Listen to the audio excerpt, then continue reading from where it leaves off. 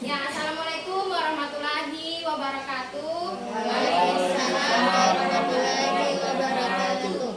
Dan selamat siang Bapak Ibu guru. Ya, Ya, yang terhormat Ibu Kepala Sekolah, yang saya hormati Ibu Wakil Kepala Sekolah, yang saya hormati rekan guru dan staf tata usaha. Ya, alhamdulillah wa syukurillah wala haula wala quwata illa billah. Puji syukur kita panjatkan kehadirat Allah Subhanahu wa taala karena pada siang hari ini kita dapat berkumpul kembali di dalam kegiatan komunitas belajar kita di SMP Negeri 1 Banawa Selatan. Ya, yang mana agenda pertama kita di sini yaitu membahas tentang aksi nyata modul 1.4 budaya positif. Nah, ini merupakan tugas saya, ya, tugas akhir saya di modul 1. Sekarang saya akan melanjutkan di modul 2. Nah, sebelum melanjutkan ke modul 2, saya harus menyebarkan pemahaman saya kepada rekan-rekan guru terkait dengan modul 1.4, yaitu berkaitan dengan budaya positif yang ada di sekolah. Oke Bapak Ibu, sebelumnya masih semangat semua? Masih. Oke, kalau saya bilang SMP 1 Banser, bilangnya luar biasa, boleh? Boleh. SMP 1 Banser, Luar biasa. Oke, sekali lagi SMP 1 Banser, Luar biasa. Oke, Bapak Ibu masih semangat kan semua? Masih. Bolehkah kita melakukan ice breaking terlebih dahulu? Boleh. Ya, saya meminta kepada Bapak Ibu bisa membuat lingkaran. Silakan Bapak Ibu. Buat lingkaran terlebih dahulu. Kalau Ibu ya, sekarang kita mau main ini Bu, koboi-koboi, boleh?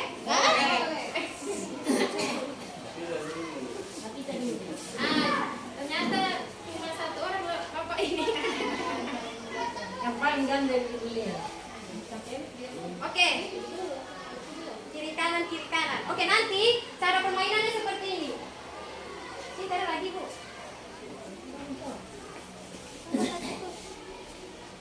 Oke, cara permainannya seperti ini. Ketika saya, misalnya Ibu Rini saya tunjuk door, begitu ya, Bu Rin?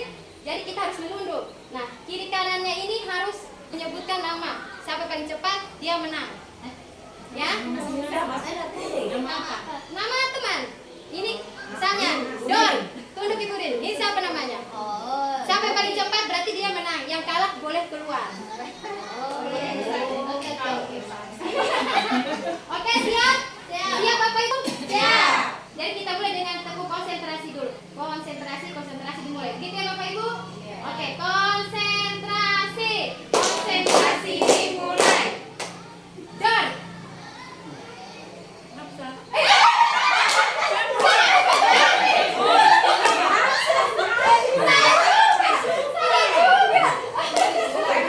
Bagaimana?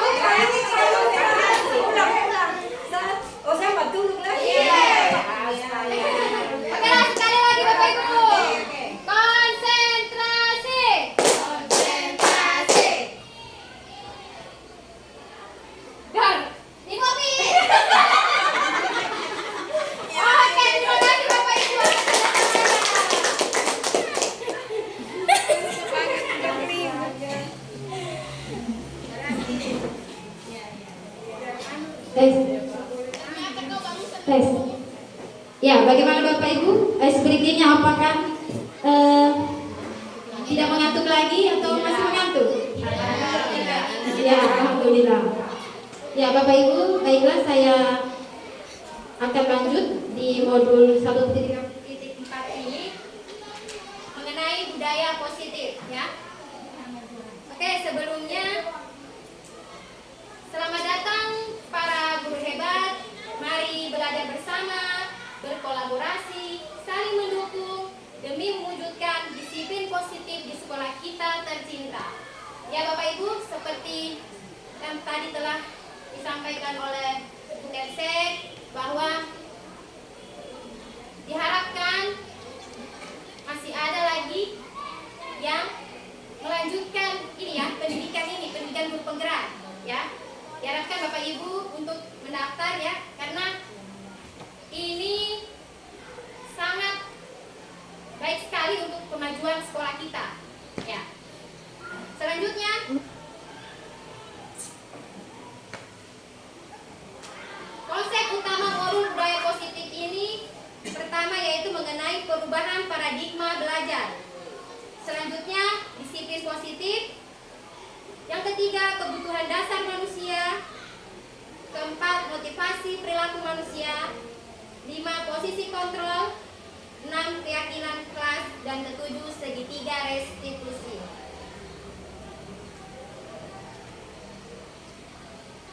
Ya, baik Bapak Ibu, kita masuk di konsep yang pertama yaitu pembelajaran dengan paradigma baru. Ya, pembelajaran dengan paradigma baru dirancang berdasarkan prinsip pembelajaran yang berdiferensiasi, sehingga setiap siswa belajar sesuai dengan kebutuhannya dan dari tahap perkembangannya untuk mewujudkan profil pelajar Pancasila. Ya Bapak Ibu, siapa yang tahu elemen-elemen apa saja yang ada di profil pelajar Pancasila? Ya, ada yang tahu? Kebinekaan global. Ya, berkebinekaan global. Selanjutnya bergotong royong. Apa lagi? Kreatif. Benaran kritis. Ya, bernalar kritis. Mandiri. Bertakwa. Beriman bertakwa kepada Tuhan yang Maha Esa. Ya, beriman dan bertakwa kepada Tuhan yang Maha Esa. Nah, kalau pada kurikulum Merdeka ini memang sudah seharusnya ya harus ada di profil pelajar Pancasila ini. Ini yang ingin kita tuju. Selanjutnya, ya disiplin positif. Ya, kalau mendengar kata disiplin positif, apa yang ada di benak Bapak Ibu? Apa yang ada di benak Bapak Ibu ketika mendengar kata disiplin positif? Disiplin positif.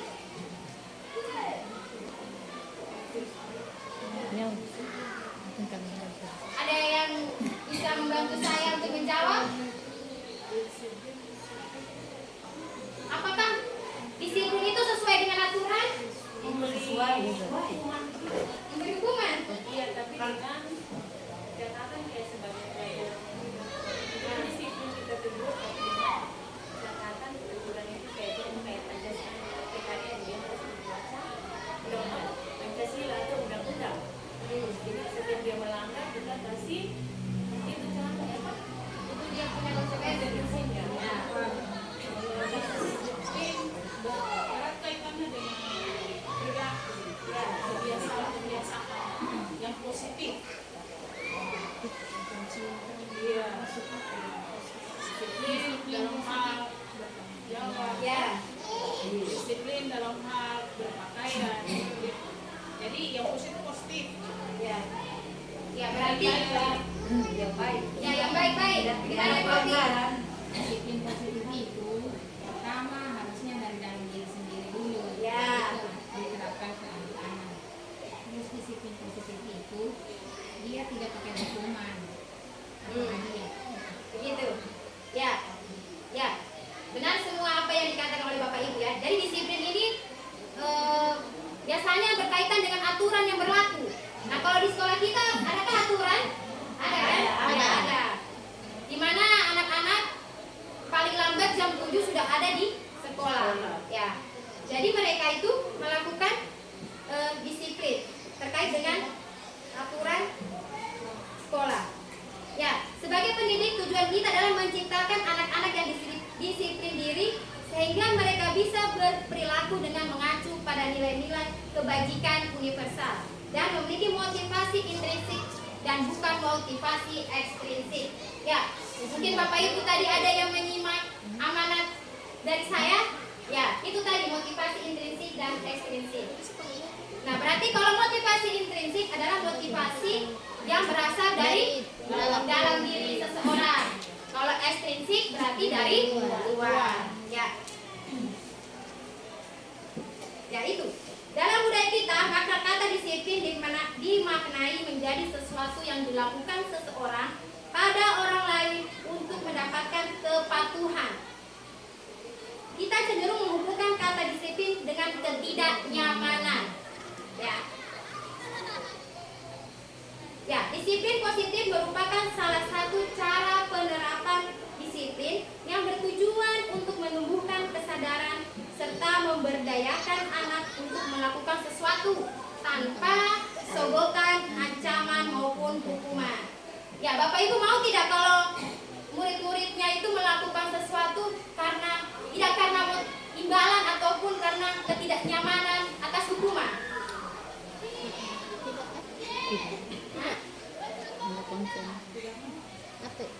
Mau tidak kalau anak-anak itu termotivasi melakukan sesuatu karena dia diiming-imingi penghargaan atau imbalan? Tidak. Berarti maunya anak-anak itu tergerak dari Dirinya sendiri. Ya, dari dirinya sendiri, ya. Nah, kalau sudah tertanam dalam dirinya sendiri seperti itu, pasti tidak akan terjadi sesuatu yang melanggar, ya. Oke, kita lanjut. Ya, selanjutnya Bapak Ibu, kita masuk di kebutuhan dasar manusia. Ya, ada 5 kebutuhan dasar manusia Bapak Ibu. Yang pertama, bertahan hidup. Ya, pasti kita butuh untuk bertahan hidup, ya. Bagaimana cara untuk bertahan hidup? Ya, dengan makan, minum, seperti itu ya Bapak Ibu. Ya. Kemudian setiap manusia pasti membutuhkan kasih sayang dan rasa diterima. Ya. Pasti tidak ada yang tidak ingin disayangi, diberikan perhatian, ya. Begitu juga dengan peserta didik lainnya. Nah, seperti misalnya terjadi kesalahan pada anak. Adakah di kelas biasanya Bapak Ibu anak-anak yang suka mencari perhatian? Banyak. Kemungkinan pada saat di rumah dia kurang diperhatikan oleh orang tuanya. Ya. Jadi kasih sayangnya itu kurang dia dapatkan di rumah sehingga dia mencari cara bagaimana di sekolah dia mendapatkan perhatian Bapak Ibu, seperti itu. Dan rasa diterima, ya. Kemudian penguasaan. Setiap manusia pasti butuh menguasai dirinya, ya. Yang jelas bagaimana menguasai dirinya tetapi di jalan yang benar, yang positif, seperti itu, ya. Selanjutnya, apakah Bapak Ibu memerlukan kebebasan? Sangat. Kebebasan. Ya. Ya. Begitu juga anak-anak. Mereka bebas memilih minat dan bakatnya, ya. Apa yang mereka inginkan, seperti itu. Nah, terkait dengan ini kebebasan, pada pembelajaran berdiferensiasi itu bagaimana kita dapat memenuhi kebutuhan belajar murid. Kan ada 3 gaya belajar murid. Yang pertama itu secara audio, kemudian yang kedua visual, dan yang ketiga kinestik. Ya, seperti itu Bapak Ibu. Kalau audio berarti terkait dengan dia hanya mendengar sudah bisa menangkap, ya. Kemudian ada yang perlu melihat sesuatu, entah gambar-gambar, ya, tampilan-tampilan infokus seperti ini. Nah, kemudian ada juga yang sering kita dapatkan bahwa anak tersebut suka keluar masuk kelas, ya. Entah di luar itu apa yang dia lihat, mungkin dia harus melihat dulu orang bergerak-gerak di luar, mungkin ada penjas, pelajaran penjas.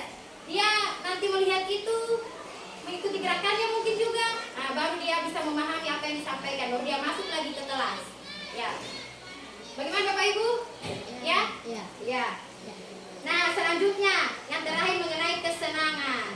Ya, setiap orang pasti butuh rasa senang.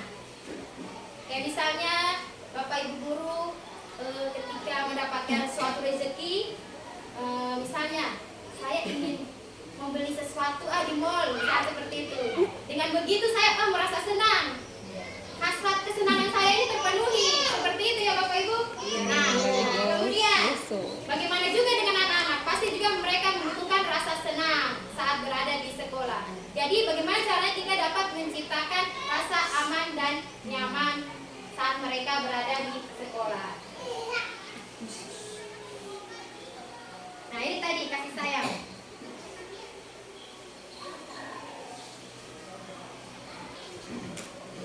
Oke, ada titik. Ya. Selanjutnya kita masuk di motivasi perilaku manusia. Di sini ada 3 Bapak Ibu motivasi perilaku manusia. Seperti yang saya sampaikan tadi, motivasi merupakan dorongan yang timbul dari dalam diri seseorang secara sadar maupun tidak sadar untuk melakukan suatu tindakan dengan tujuan tertentu. Ya, motivasi yang pertama yaitu motivasi menghindari ketidaknyamanan atau hukuman. Jadi maksudnya di sini anak-anak melakukan suatu tindakan itu karena dia takut kena hukuman dari gurunya. Berarti menurut Bapak Ibu, murid melakukan disiplin diri karena ia takut dihukum, dan ini merupakan motivasi intrinsik atau ekstrinsik? Ekstrinsik. Ya, ekstrinsik. Karena dia melakukan itu agar tidak dihukum oleh gurunya, ya. Oke, selanjutnya mendapatkan imbalan atau penghargaan dari orang lain. Murid melakukan disiplin diri karena menginginkan imbalan atau penghargaan. Ini merupakan motivasi apa Bapak Ibu? Ekstrinsik. Ya, ekstrinsik ya. Ya, motivasi dari luar dirinya. Berarti dia melakukan disiplin diri karena misalnya Yudas, besok kamu datang cepat ya ke sekolah karena ibu akan memberikan kamu sebuah hadiah. Oh, dia pasti akan cepat datang terus ke sekolah. Tetapi apakah nantinya kalau misalnya si ibu Fitri ini tidak memberikan imbalan lagi, apakah dia akan datang cepat? Apakah begitu? Tidak. Ya? Tidak ya? Karena ada sesuatu. Ya, karena ada sesuatu hal yang ingin dia raih atau dia capai. Jadi ini merupakan motivasi ekstrinsik. Nah, selanjutnya menghargai nilai kebajikan diri sendiri. Murid melakukan disiplin diri karena sadar akan nilai kebajikan dirinya. Ini merupakan motivasi apa Bapak Ibu? Intrinsik. Ya, ini yang kita butuhkan pada anak-anak ya. Mereka mempunyai keyakinan, kesadaran diri untuk melakukan sesuatu yang berasal dari dalam dirinya. Tapi itulah bagaimana caranya kita untuk menumbuhkan rasa itu, agar nilai-nilai kebajikan itu bisa tercapai. Nilai kebajikan itu antara lain apa? Jujur, bertanggung jawab, saling menghargai. Ya, itu saja Bapak Ibu. Ya. Ini konsep disiplin identitas gagal. Nah, pasti guru pernah melakukan hukuman kepada anak-anak, termasuk saya juga. Ya, hukuman itu ternyata identitasnya disiplin identitas gagal. Karena hukuman itu membuat ketidaknyamanan. Ya, ketidaknyamanan pada diri anak. Ya, seperti itu ya. Ya kan, kalau hukuman ini apakah persetujuan antara guru dan murid? Tidak. Hanya satu arah kan? Iya. Ya, hanya dari guru. Misalnya dia datang terlambat, langsung kita bilang, kamu harus bersihkan WC, tanpa ada ucapan apa-apa dari si anak. Berarti itu atas persetujuan guru tersendiri kan? Iya. Jadi itu ketidaknyamanan anak-anak itu. Kemudian karena hukuman ini biasanya kita kan sampaikan seperti ini Bapak Ibu. Ya, yang tidak sekolah di hari Senin misalnya, ya, yang bolos. Ada yang tidak jujur kan? Karena apa? Karena dia takut untuk menyampaikan itu, takut dihukum, ya kan? Ya, takut. Selanjutnya, memaksa murid. Hukuman ini memaksa murid ternyata Bapak Ibu. Ya, memaksa murid seperti halnya tadi saya sampaikan, dia disuruh bersihkan WC, padahal tidak sesuai dengan keinginannya. Jadi itu namanya memaksa murid. Selanjutnya Ini hampir sama dengan takut tadi ya. Karena takut sehingga dia menyembunyikan kesalahannya. Ya, seperti itu. Nah, selanjutnya tadi hukuman, kemudian penghargaan. Penghargaan ini tidak efektif Bapak Ibu ternyata. Tidak efektifnya apa? Karena seperti tadi saya sampaikan, misalnya Ibu Fitri sudah tidak bertugas di sekolah ini. Kemudian tidak ada lagi yang memberikan imbalan kepada anak tersebut. Berarti tidak efektif. Itu berlaku jangka pendek saja karena ada Ibu Fitri. Tidak berasal dari dalam dirinya. Kemudian merusak hubungan atau sikap iri antar teman. Ya, pernah saya lakukan juga Bapak Ibu saat di kelas. Misalnya memberikan penghargaan kepada anak tersebut. Misalnya anak-anak itu terus saja yang bisa mendapatkan penghargaan. Jadi pasti ada timbul kecemburuan sosial kan? Ya, jadi anak-anak itu merasa iri terhadap temannya yang selalu diberikan penghargaan. Seperti itu. Kemudian mematikan kreativitas anak. Ya, kenapa dikatakan mematikan kreativitas anak? Karena dia rasa dia sudah bisa loh melakukan ini. Jadi buat apa dia berkarya lagi? Buat apa dia lebih jauh lagi berkreasi? Seperti itu ya. Nah, untuk hukuman di sini dia paksaan. Ya, paham ya Bapak Ibu? Di sini memaksa murid. Kemudian pasti kita berkata begini, awas ya kalau kamu lakukan lagi ya. Nah, seperti itu. Karena kalau dibuat lagi pasti kena hukuman. Ya. Kemudian itu tadi Bapak Ibu dibuat oleh guru, jadi secara sepihak saja. Ya baik Bapak Ibu, kita lanjut ke konsep disiplin identitas sukses. Nah, di sini konsekuensi. Jadi hukuman, penghargaan, konsekuensi ini semua berbeda Bapak Ibu. Konsekuensi sesuatu harus terjadi, ya. Bertahan juga dalam waktu jangka pendek, memerlukan monitoring dari guru. Ya. Jadi konsekuensinya ini seperti ini. Kalau ini setingkat di atas dari hukuman. Kalau konsekuensi masih ada pembicaraan antara siswa dan guru. Jadi ketika siswa sudah melakukan pelanggaran, misalnya sebelumnya sudah pernah ditegur oleh gurunya, kalau kamu melakukan pelanggaran lebih dari 3 kali, kira-kira konsekuensi yang akan ibu berikan apa? Seperti itu. Di situ ada komunikasi antara guru dan murid. Ya, kalau misalnya kamu tidak mengerjakan tugas lagi, ibu akan misalnya PKN ya ibu Eva, ibu akan menyuruh kamu menghafal undang-undang, misalnya seperti itu. Kalau anak menyetujui, berarti itu konsekuensi yang memang harus dilakukan oleh si anak, seperti itu. Itu konsekuensi. Dan ternyata bertahan juga dalam waktu jangka pendek, karena tidak berdasarkan dari dalam diri anak tersebut, motivasi dalam diri anak tersebut. Nah, juga di sini memerlukan monitoring dari guru. Monitoring dari guru itu, ya itu tadi. Ketika dia pertama kali baru melakukan kesalahan, kemudian kedua, ketiga, nah, itulah sudah tindakan apa yang harus dilakukan oleh guru. Nah, ini dia punya stimulus respon ya, dari rangsangan terus respon. Contoh kata-katanya yaitu lakukan apa yang saya katakan. Karena kamu sudah melakukan pelanggaran, misalnya begitu. Di sini mendorong kepatuhan karena apa? Karena si anak telah berjanji ketika misalnya dia tidak menyelesaikan tugasnya lagi, dia akan disuruh menghafal undang-undang. Selanjutnya, seperti yang saya sampaikan bahwa ini dibuat oleh guru dan murid. Ya. Yang selanjutnya restitusi. Ya, restitusi ini Bapak Ibu yang seharusnya diterapkan di sekolah maupun di kelas.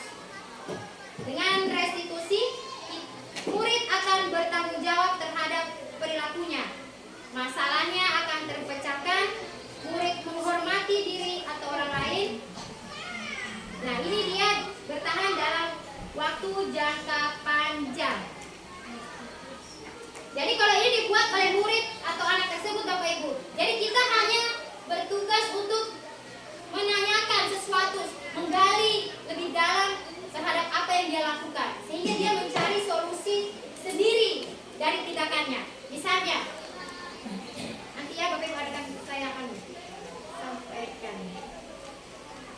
tadi dulu restitusi ya. Restitusi adalah sebuah cara untuk mendapatkan disiplin positif bagi murid, yaitu suatu kondisi untuk memperbaiki kesalahan mereka sehingga tertanam dalam dirinya sebuah perubahan.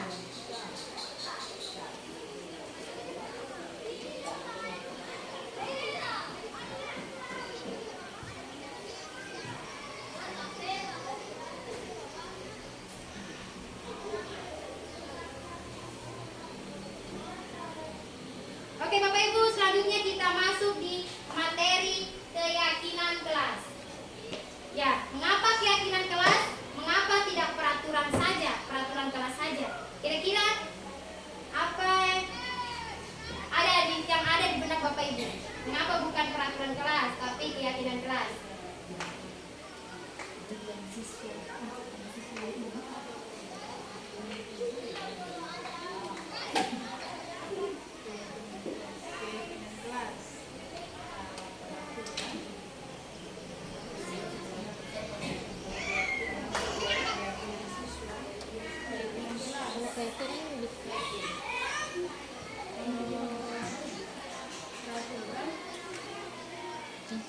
Peraturan sudah dibuat. cenderung dia ke hukuman jatuhnya ke hukuman kalau keyakinan akhirnya ada dalam dirinya sendiri, muncul dari dalam dirinya sendiri kok keyakinan.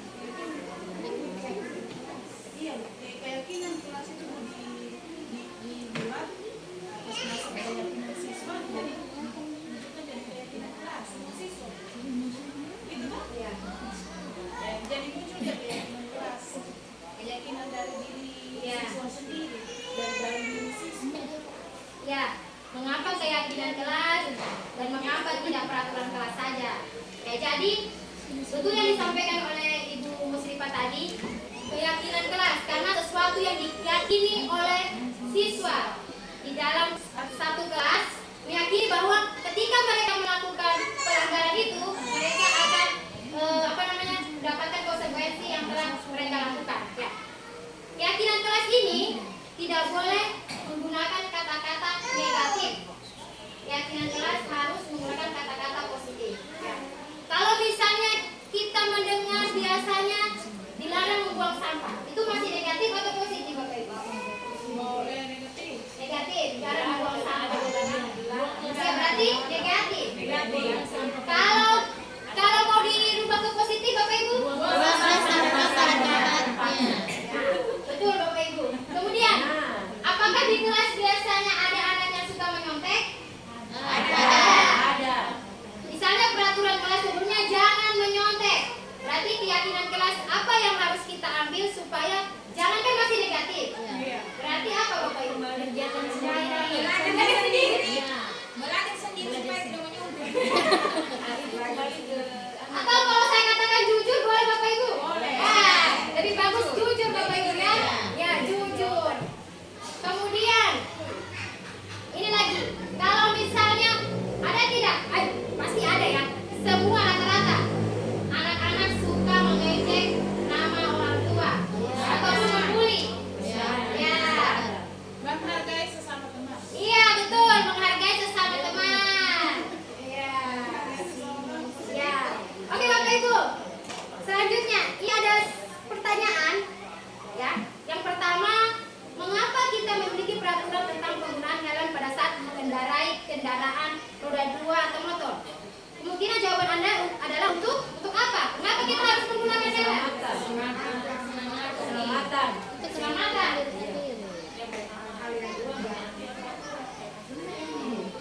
Ada peraturan. Tapi kalau di desa Bapak Ibu, Untuk mematuhi aturan. tapi kalau di desa biasanya sedang pakai helm Bapak Ibu. Untuk mematuhi aturan lalu lintas. Oh, berarti Maksudnya di desa ini. tapi memang di desa biasanya Iya. Kalau faktor keselamatan biar di desa pakai helm. iya. Iya betul. Kemarahan ini jelas. Ya, berarti harus keyakinan diri Bapak Ibu. Ya. Harus dia. Kalau meyakini itu untuk keselamatan, Iya, biar cuma Berarti dia kalau pakai helm dengan Dan juga pada saat di situ. berarti hanya untuk mematuhi aturan lalu lintas. ya.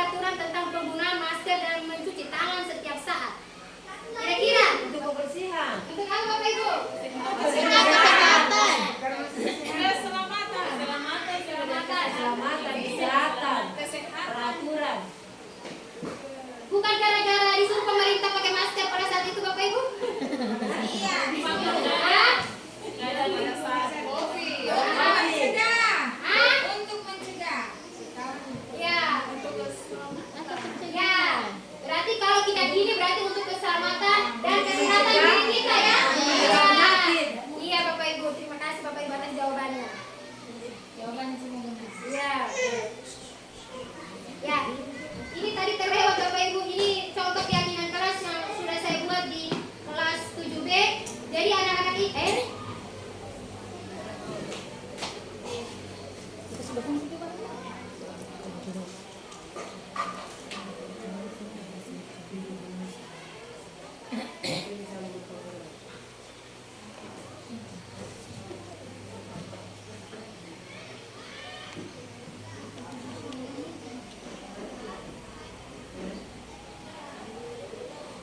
jadi anak-anak ini saya sodorkan kepada mereka selembaran sticky notes ya. Kemudian mereka menuliskan apa keinginan mereka atau keyakinan kelas mereka, Mas. Ya. Jadi ketika mereka melakukan pelanggaran, saya akan menerapkannya. Ya. Contohnya saya akan misalnya pada saat pelajaran saya bahasa Indonesia, saya akan menyuruh mereka untuk misalnya bermain drama kah? Ataupun berpuisi, bercerita.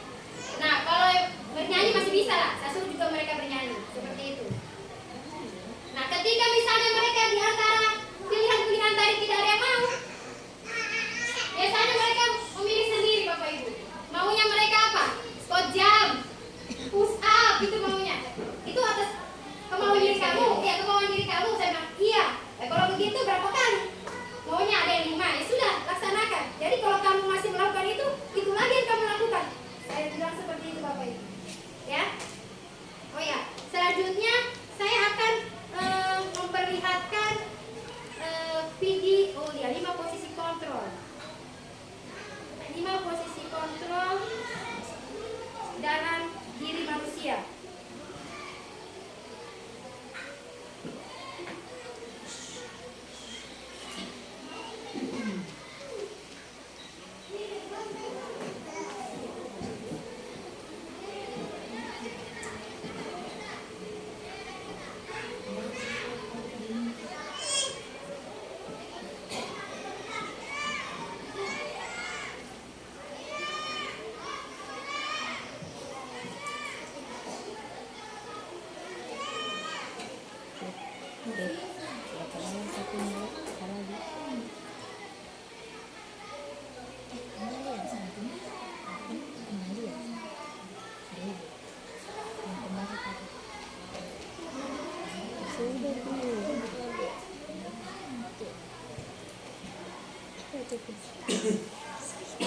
Ya. Ada 5 posisi kontrol dalam diri manusia ya, atau di sekolah inilah.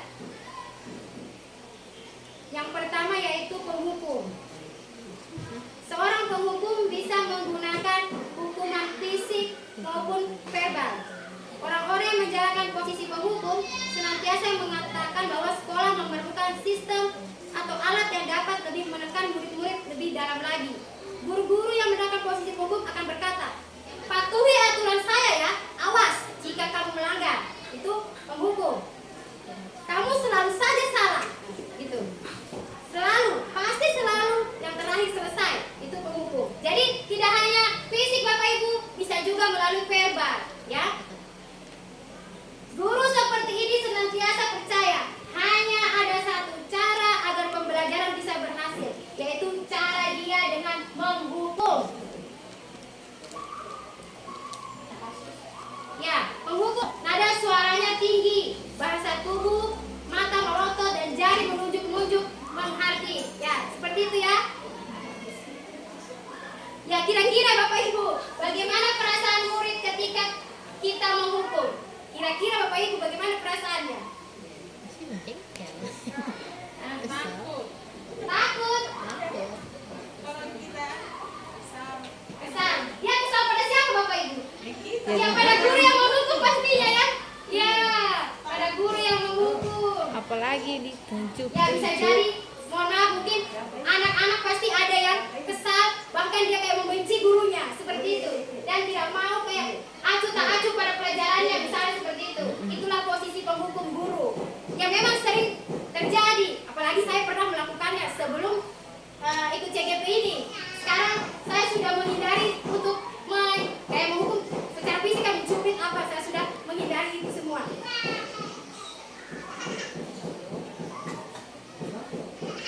Ya, selanjutnya posisi pembuat merasa bersalah. Ya, biasa ada Bapak Ibu seperti ini.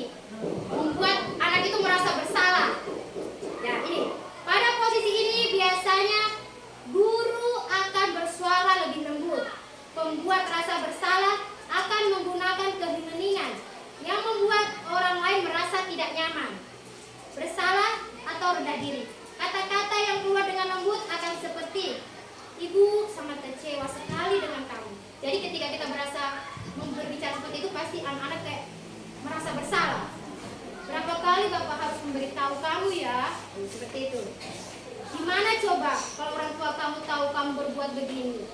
Jadi seakan-akan kita memojokkan dia bersalah, merasa bersalah terhadap tindakannya. Di posisi ini murid akan memiliki penilaian diri yang buruk tentang diri mereka. Murid merasa tidak berharga dan telah mengecewakan orang-orang di sekitarnya yang dan disayanginya. Ya, pembuat merasa bersalah, nada suara memelas, halus, sedih, bahasa tubuh merapat pada anak, ya. Nah, jadi ketika si guru ini menjadikan anak pembuat merasa bersalah, dia akan berbicara memelas, kemudian mendekat pada anak, ya. Adik, kamu ini bagaimana ya? Kamu sudah berjanji dengan ibu, tidak akan terlambat lagi. Kamu kenapa ya senang sekali mengecewakan ibu? Ibu benar-benar kecewa sekali. Nah, itu membuat rasa bersalah ya Bapak Ibu. Ya, bagaimana perasaan murid bila ditegur seperti cara ini? Murid akan bersalah telah mengecewakan ibu atau bapak gurunya. Ya, murid akan merasa menjadi orang yang gagal dan tidak sanggup membahagiakan orang lain. Kadangkala sikap seperti ini lebih berbahaya dari sikap penghukum, karena emosi akan tertanam rapat di dalam dirinya. Tidak seperti murid dengan guru penghukum, di mana murid bisa melupakan amarahnya walaupun dengan cara negatif. Murid tertekan seperti inilah yang tiba-tiba bisa meletus amarahnya dan bisa menyakiti diri sendiri atau orang lain. Jadi itu membuat merasa bersalah. Nah, kemudian posisi kontrol yang ketiga ada yang namanya teman. Ya, di sini guru menempatkan dirinya sebagai teman di samping murid-muridnya.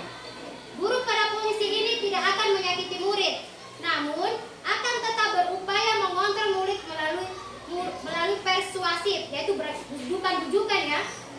Posisi teman pada guru bisa negatif ataupun positif. Positif di sini berupa hubungan baik yang terjalin antara guru dan murid. Guru di posisi teman menggunakan hubungan baik dan humor untuk mempengaruhi seseorang. Mereka akan berkata, ayo bantulah demi bapak ya. Jadi dia mendekat pada anak seakan-akan sebagai teman. Ayo ingat tidak bantuan bapak. Ayo ingat tidak bantuan bapak selama ini. Ya sudah, saat ini tidak apa-apa. Nanti ibu bantu bereskan. Jadi dia di sini seakan-akan menjadi teman si murid.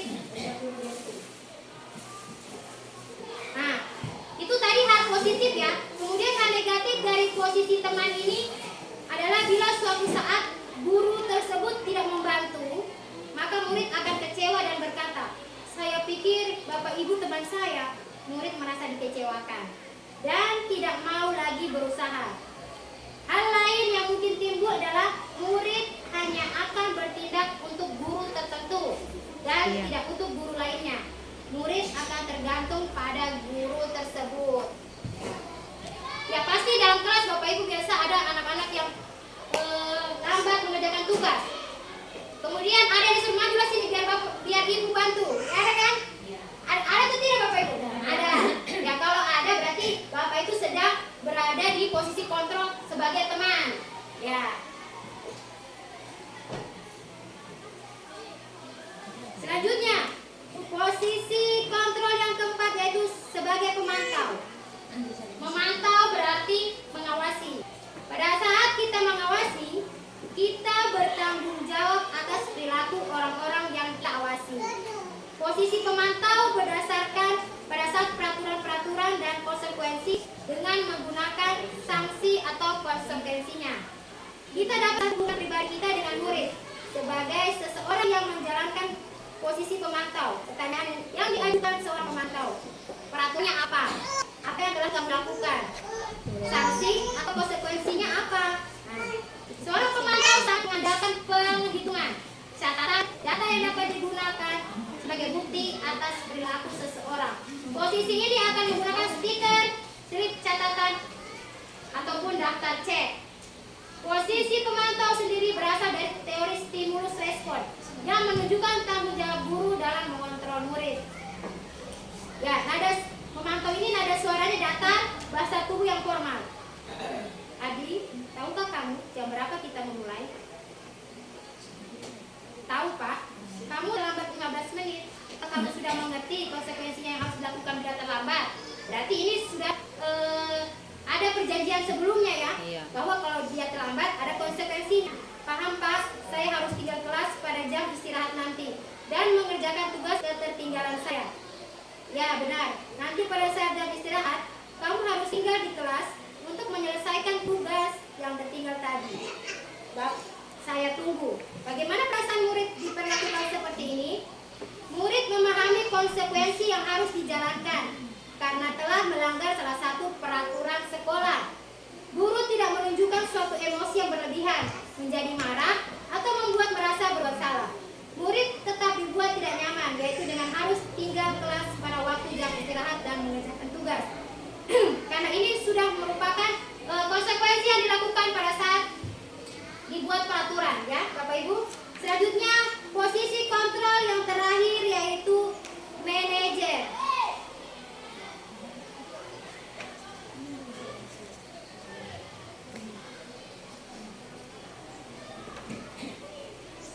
Ya, posisi terakhir manajer adalah posisi di mana guru berbuat sesuatu bersama dengan murid, mempersilahkan murid, mempertanggungjawabkan perilakunya, mendukung murid agar dapat menemukan solusi atas permasalahannya sendiri.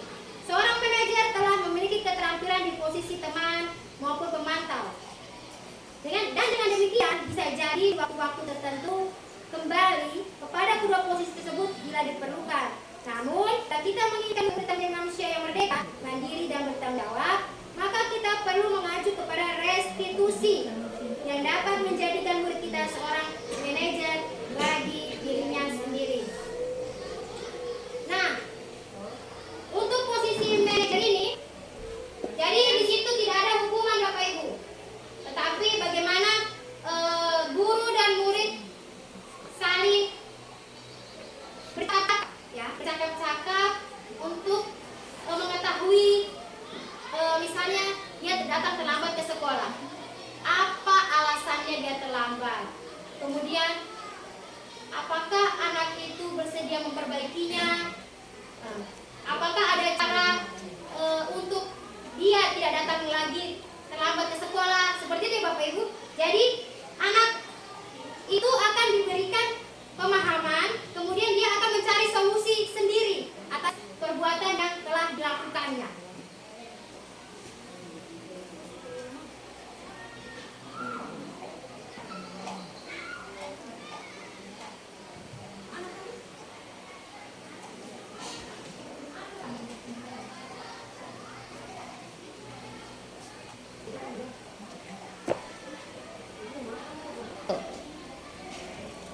Ya, Bapak Ibu bisa dilanjut materinya? Ya, bisa. Ya, masih semangat? Masih. Oke, SMP 1 Bansen luar biasa. Sekali lagi Bapak Ibu, SMP 1 Bansen Luar biasa. ya Bapak Ibu, tadi kita sudah membahas mengenai 5 posisi kontrol, yaitu siapa yang masih ingat Bapak Ibu? Yang pertama apa tadi? Penghukum. Yang kedua? Pembuat rasa Ya, membuat rasa bersalah. Yang ketiga? teman, Ya, teman. Keempat? pemantau. Pemantau. Dan yang kelima posisi manajer. Kira-kira yang sebaiknya harus kita terapkan di sekolah ini adalah yang mana Bapak Ibu? Yang terakhir, kelima. Ya, Posisi manajer. Ya, manajer. posisi manajer. Tetapi memang itu sulit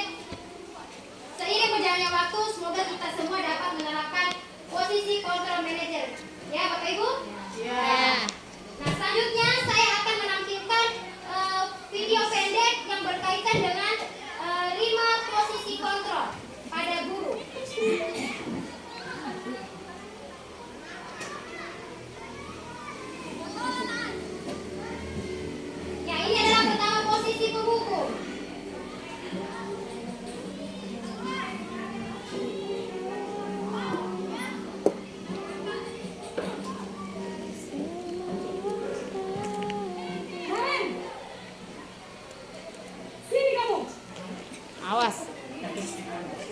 Selamat pagi Bu. Selalu terlambat. Kamu deh, pasti terlambat. Maaf Bu, saya Apa? Apa coba? Alasan kamu apa lagi? Adik Putra. Kapan sih kamu tidak terlambat? Siapa? Malas sekali ya kamu jadi anak. saya Dasar pemalas. Selesai dia bisa Gak kapok-kapok sih kamu. Sudah berapa kali terlambat? Sana, kamu keliling lapangan basket 2 kali. kenapa saya harus keliling lapangan basket Bu? Kenapa? Kamu melawan ibu. Berani-beraninya jawab. Sudah terlambat, masih berani jawab pula. Sekarang, keliling lapangan basket 5 kali sekalian. Biar kapok. Cepat. Pergi sana ke lapangan basket. Posisi pempukul biasanya berbicara dengan nada tinggi, menghardik, menunjuk-nunjuk, menyakiti, dan menyindir. Hukuman bisa berupa fisik maupun psikis. Ini yang Bapak Guru hebat.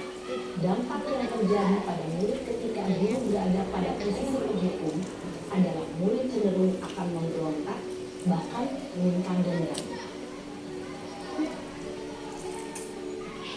Ya, selanjutnya yang kedua, posisi membuat merasa bersalah. Iya, masih sama tokohnya. Kemarin. Naren, Aduh, ketahuan berpikir. Selamat pagi Bu. Naren. Kamu kenapa terlambat lagi, nak? Ya Tuhan, Naren. Kamu senang ya bikin ibu susah ya? Kalau kamu terlambat lagi, nanti ibu yang bikin bapak kepala sekolah, nak. Ada Bisa tidak bisa membina kamu. Duh, gimana ini? Maaf Bu, Duh, Gusti Naren. Kamu suka ya kalau ibu tegur bapak kepala sekolah? Diulang lagi lah. Terus, sekarang ibu harus tulis apa yang di buku absen? Ini kamu sudah sering terlambat loh. Ibu harus apa coba? maaf Bu, maaf sekali. Ya sudah, lain kali jangan bikin ibu susah lagi ya nak ya. Ibu tidak akan kuat lagi kalau kamu begini terus. Bisa jantungan kalau ibu tegur bapak kepala sekolah. Sana cepat kelas. Maaf ya Bu, maaf sekali. Ya, jadi anak-anak itu merasa dia disalahkan ya. Posisi pembuat rasa bersalah berbicara dengan nada tenang, cenderung lembut. Namun kata-kata yang diutarakan membuat murid merasa menjadi orang yang gagal, memandang buruk dirinya sendiri, merasa tidak berharga, dan tidak sanggup membahagiakan orang lain. Ketika guru mengambil posisi pembuat rasa bersalah, murid akan menganggap dirinya yang bersalah dan ia akan menyimpan emosi negatif tersebut di dalam dirinya. Posisi ketiga, teman.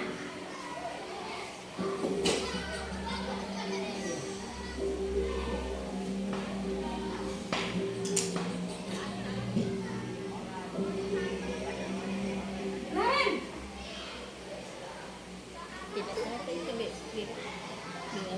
Selamat pagi Bu. ya sudah jam berapa ini nak? Terlambat lagi ya sayang. Iya Bu, tadi ibu saya lupa bangunkan saya Bu. Kamu malah menyalahkan ibu kamu. Kamu bukannya anak yang larinya paling kencang. Kok terlambat sih? Iya Bu, saya memang terlambat bangun tadi. Jadi biarpun saya kencang, tetap gak kesenjar Bu. Ya sudah sana. Nanti lain kali larinya lebih kencang lagi ya. Biar gak terlambat lagi. Bikin seneng ibu. Demi ibu. Bisa kan? Bisa lah Bu. Ya sudah sana ke kelas. Ibu beresin urusan absen kamu. Kamu ini ada-ada saja. Dalam versi teman, guru berbicara dengan nada suara ramah, akrab, cenderung bersenda gurau untuk menjaga suasana tetap santai. murid akan merasa senang, aman, dan akrab dengan guru. Identitas yang tercipta adalah identitas sukses atau berhasil. Namun, perlu diingat, karena ini masih dorongan eksternal, maka ada faktor ketergantungan dari murid kepada orang tertentu. Di sini, guru absennya, sehingga di lain waktu, murid bisa berperilaku baik, namun hanya kepada orang-orang tertentu saja.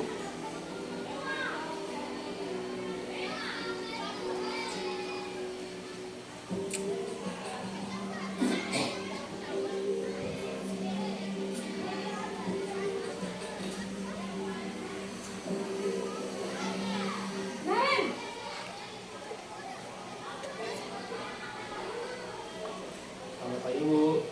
Nah Ren, apa peraturan sekolah kita tentang jam berapa kita harus masuk sekolah nak? Kita harus ke sekolah jam 7 Bu.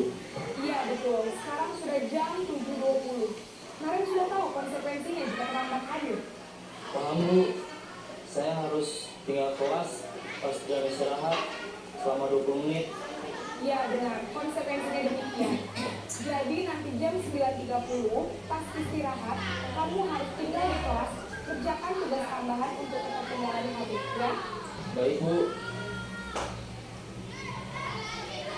Posisi pemantau mengandalkan penghitungan atau data untuk mengontrol murid. Guru mengarahkan murid berdasarkan peraturan dan konsekuensi. Seorang pemantau menunjukkan bahasa tubuh dan ekspresi wajah yang datar dan cenderung formal.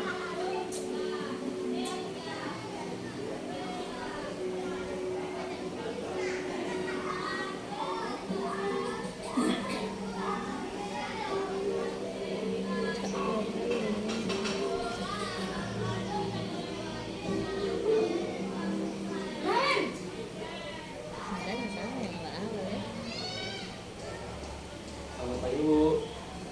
Selamat pagi Naren. Maaf Bu, saya terlambat. Iya, sekolah masuknya jam 7, sekarang sudah jam 7.20. Jadi sekarang bagaimana ini Naren? Maaf Bu, saya lupa setel alarm saya semalam. Baiklah, menurut kamu, yakni sekolah yang mana yang perlu kamu tingkatkan? Menghargai diri sendiri dan orang lain mungkin ya Bu. Setuju. Jadi, apakah Naren meyakini prinsip saling menghormati tersebut? Iya Bu, saya meyakininya. Apakah Naren bersedia memperbaiki masalah keterlambatan ini? Bersedia Bu. Bagaimana kamu akan memperbaiki masalah keterlambatan ini? Saya akan coba untuk tinggal lupa menyetel alarm saya Bu. Baik, kalau Naren lupa menghafal alasannya, ada orang yang kira-kira bisa bantu menghafalkannya? Ada Bu, kata saya, Kak Emma. Ada lagi selain KM? Selain Kak Emma, ada ibu saya. Baik, jadi yang membuat adalah Kamila dan ibunya. Kira-kira akan merasa alarm kamu? Setelah pulang sekolah, akan segera saya lakukan. Baik, jadi Naren akan setel alarm bangun besok pagi dan akan diingatkan oleh kakak dan ibunda Naren ya. Ada lagi yang penting diberitahu Naren agar tidak terlambat lagi. Tidak ada Bu. Baik Naren, terima kasih bersama kami. Baik, pasti Baik Bu, terima kasih. Posisi manajer adalah posisi kontrol dan disarankan untuk memimpin murid yang memiliki sikap disiplin yang positif, yaitu murid yang jujur, bertanggung jawab, dan dapat memecahkan masalah. Tujuan dari posisi ini adalah agar murid dapat berefleksi atas tindakannya. Guru akan membantu melanjutkan pertanyaan-pertanyaan berikutnya, sehingga membuat murid dapat belajar dari kesalahannya dan mencari sebuah solusi untuk menyelesaikannya. Ya, Bapak Ibu, kita telah menyaksikan secara bersama tadi 5 posisi kontrol ya yang dilakukan oleh guru. Jadi yang paling baik adalah yang mana tadi Bapak Ibu? Posisi manajer. Ya, posisi manajer. Jadi secara bertahap mari kita melakukan posisi itu ya.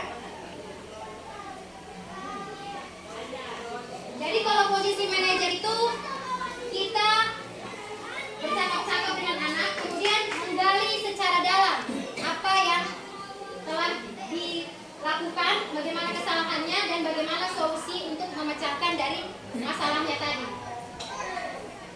Nah, selanjutnya satu lagi Bapak Ibu, materi tentang segitiga restitusi Bapak Ibu.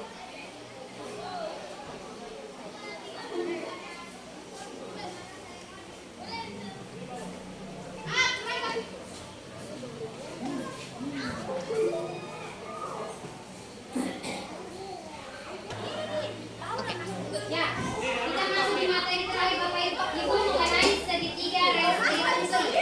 Di sini yang pertama yaitu menstabilkan identitas. Ya, menstabilkan identitas ini bertujuan untuk mengubah identitas anak dari orang yang gagal karena melakukan kesalahan menjadi orang yang sukses. Anak yang melanggar peraturan karena sedang mencari perhatian adalah anak yang sedang mengalami kegagalan. Dia mencoba untuk memenuhi kebutuhan dasarnya, namun ada benturan. Kalau kita mengkritik dia, maka kita akan tetap membuatnya dalam posisi gagal. Kalau kita ingin dia menjadi reflektif, maka kita harus meyakinkan si anak dengan cara mengatakan kalimat-kalimat berikut ini. Berarti kalau menstabilkan identitas Bapak Ibu, ini kalimat-kalimat, contoh-contoh kalimatnya. Bahwa memang setiap orang atau setiap anak pasti memiliki kesalahan ya. Jadi berbuat salah itu tidak apa-apa. Misalnya pada saat kita berbicara dengan dia, berbuat salah itu tidak apa-apa. Hanya saja bagaimana kita berusaha untuk memperbaiki kesalahan. Begitu Bapak Ibu. Tidak ada manusia yang sempurna. Saya juga pernah melakukan kesalahan seperti itu. Yaitu bagian dari menstabilkan identitas.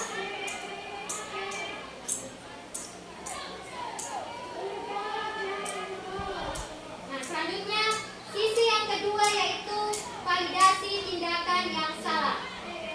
Ya, jadi setiap anak pasti melakukan tindakan ada tujuannya untuk memenuhi kebutuhan dasarnya. Kalau kita memahami kebutuhan dasar, apa yang mendasari sebuah tindakan, kita akan bisa menemukan cara-cara paling efektif untuk memenuhi kebutuhan tersebut. Ya, jadi setiap tindakan manusia baik atau buruk pasti memiliki tujuannya Bapak Ibu. Ya, contoh kalimatnya yaitu padahal kamu bisa melakukannya lebih buruk dari ini ya. Misalnya ketika dia berkelahi dengan temannya, dia tidak sengaja menarik jilbab temannya.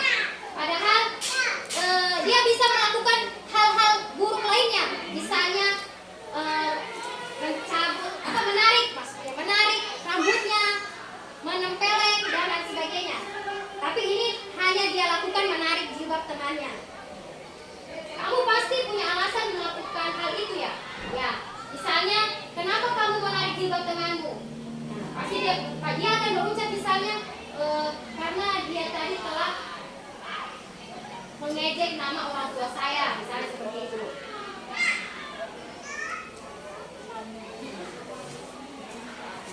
Ya, biasanya guru menyuruh anak untuk menghentikan sikap yang tidak baik. Tetapi teori kontrol menyatakan bahwa resep itu tidak manjur. Mungkin tindakan guru dengan memvalidasi sikap yang tidak baik seperti bertentangan dengan aturan yang ada. Namun sebetulnya tujuan untuk menunjukkan bahwa guru memahami alasan dibalik tindakan murid. Ya, restitusi tidak menyarankan guru bicara ke murid bahwa melanggar aturan adalah sikap yang baik. Tapi dalam restitusi guru harus memahami alasannya dan paham bahwa setiap orang pasti akan melakukan yang terbaik di waktu tertentu. Sebuah pelanggaran aturan seringkali memenuhi kebutuhan anak akan penguasaan atau power, walaupun seringkali bertabrakan dengan kebutuhan yang lain. Ya, jadi seperti yang saya sampaikan di awal bahwa setiap anak pasti melakukan kesalahan. Jadi kesalahan-kesalahan yang dia buat itu berkaitan dengan 5 kebutuhan dasar manusia yang tidak terpenuhi. Jadi dia akan melakukan tindakan yang menyimpang dari hal-hal yang baik seperti itu. Ya, yang terakhir Bapak Ibu, setelah kita menstabilkan identitas, validasi tindakan yang salah, kita masuk ke menanyakan keyakinan. Ya, kalau menanyakan keyakinan di sini bahwa pada dasarnya termotivasi secara internal. Berarti internal dari dalam. dari dalam diri ya. Ketika identitas sukses telah tercapai di langkah 1 dan jika hal yang salah telah divalidasi, maka anak akan siap untuk dihubungkan dengan nilai-nilai yang dia percaya dan berpindah menjadi orang yang dia inginkan. Ya, contoh kata-katanya atau kalimatnya seperti ini. Apa yang kita percaya sebagai kelas atau keluarga? Apa nilai-nilai umum yang telah kita sepakati? Misalnya ketika dia melakukan suatu tindakan, ya, apa nilai-nilai yang telah kita sepakati bersama yang kamu langgar? Nah, anak itu akan menjawab karena kan sebelumnya sudah dibuat keyakinan kelas atau keyakinan sekolah. Jadi akan serta-merta menjawab dengan spontan, misalnya tidak menghargai teman. Nah, berarti kalau dia tidak menghargai teman, seharusnya apa? Tentunya menghargai orang lain, seperti itu ya, atau teman. Ya, seperti itu Bapak Ibu, materi yang saya sampaikan dimulai dari awal tadi. Jadi selanjutnya saya persilakan Bapak Ibu jika ada yang ingin ditanyakan. Kemudian saya mohon maaf jika ada kata-kata yang salah. Saya akhiri. Wassalamualaikum warahmatullahi wabarakatuh. Waalaikumsalam warahmatullahi wabarakatuh. Ya Bapak Ibu, terima kasih atas perhatian dan dukungannya kepada saya.